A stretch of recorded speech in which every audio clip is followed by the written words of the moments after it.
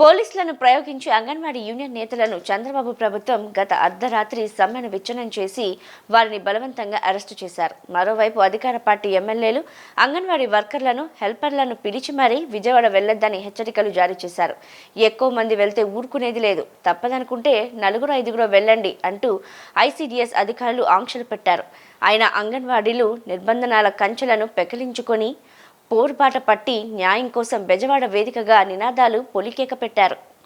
Monday ఎండను సైతం లెక్క చేయకుండా చంటి బిడ్డలను చెంకనెత్తుకొని కొందరు, చేతి సంచిలో అన్నం క్యారేజీలు పట్టుకొని మరికొందరు విజయవాడ తరలివచ్చి నిరసన గలమెత్తారు.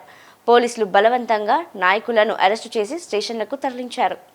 అంగన్వాడీ వర్కర్లు, హెల్పర్ల ఉద్యమంతో బెజవాడ మరోసారి ఇరుపెక్కింది. ఆంక్షల కంచెను పెకలించుకుని మండే ఎండను సైతం లెక్క చేయక కదం తొక్కి మరీ ఉద్యమ వేడిని రగిలించారు. న్యాయమైన డిమాండ్ల పరిష్కారం కోరుతూ అంగన్వాడీ సంఘాలు చలో విజయవాడ పిలుపునందుకొని రాష్ట్రంలోని అన్ని జిల్లాల నుంచి అంగన్వాడీ వర్కర్లు, హెల్పర్లు నగరానికి ఉవ్వెత్తున తరలివచ్చారు. అంతా విజయవాడ ధర్నా చౌక్ చేరుకుని ధర్నాగ్రహానికి దిగారు.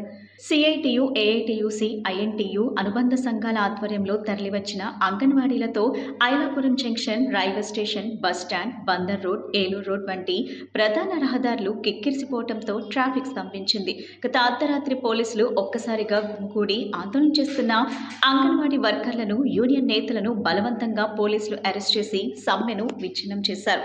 ఈ ఘటనలో పోలీసులకు, యూనియన్ నాయకులకు మధ్య వాదోపవాదాలు చోటు చేసుకున్నాయి.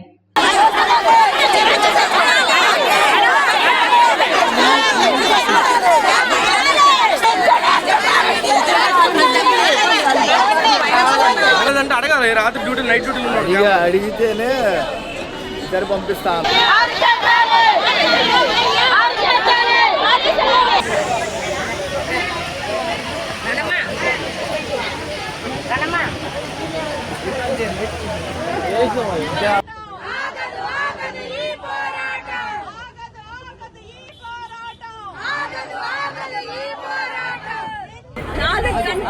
అంగన్వాడీ టెంట్ మీద దాడి చేసి ఆడవాళ్ళని చూడకుండా నిర్దాక్షిణ్యంగా దుశ్శాసన పర్వం ప్రయోగించారు, అరెస్ట్ చేశారు. ఇప్పుడు ఎక్కడ తీసుకెళ్తున్నారో తెలియదు.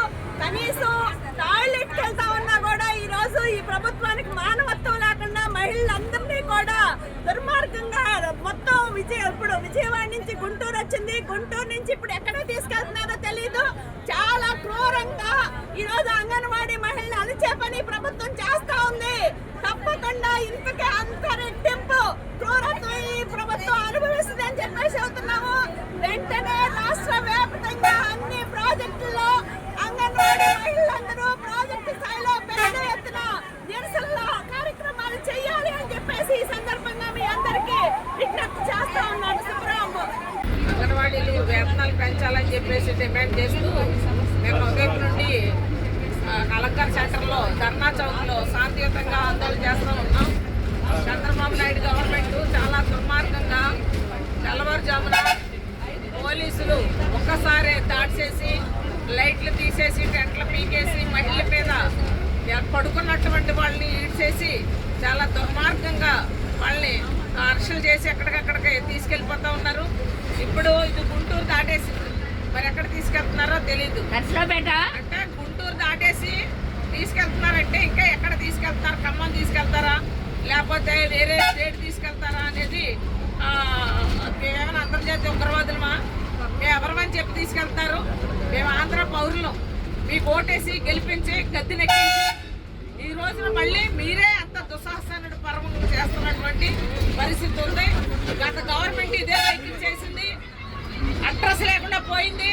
మీ పరిస్థితి కూడా అంతే, మీరు కూడా అదే పని చేశారు. ఇప్పుడు మరి ఆ రోజు లబోదిబ్బమన్నారు, జగన్మోహన్ రెడ్డి అరెస్ట్ చేశాడు, లేదా మహిళలను చూడలేదు, చీకటి కోణం, దుర్యోధనుడు ఎన్ని చెప్పారు కదా. మరి ఇప్పుడు ఏం చేశారు మీరు? మీరు చేసింది ఏంటి? ఇక చెయ్యి ఎరిగింది, ఏమైందో తెలియదు చెయ్య. అంటే ఇలా ఎంతమంది మహిళలకి ఈ రోజున వాళ్ళ చేతులు ఇరినాయో తెలియనటువంటి పరిస్థితి. ఎంతమంది మహిళలు కదా ఒంటి మీద బట్టలు కూడా చెరిగిపోయినటువంటి పరిస్థితి ఉంది. అంత దుర్మార్గంగా ఈ వేళ్ళు ఈడ్చుకుని తీసుకెళ్లి అరెస్టులు చేస్తా ఉన్నారు. ఏమడిగా మేము వేతనాలు పెంచండి అడుగా, మీరే కదా ఎన్నికల ముందు వేతనాలు పెంచుతామన్నారు. వేతనాలు పెంచాలన్నారు, మేమేం చేయాలంటే ఎంత దూరం అనేది చెప్పాలి.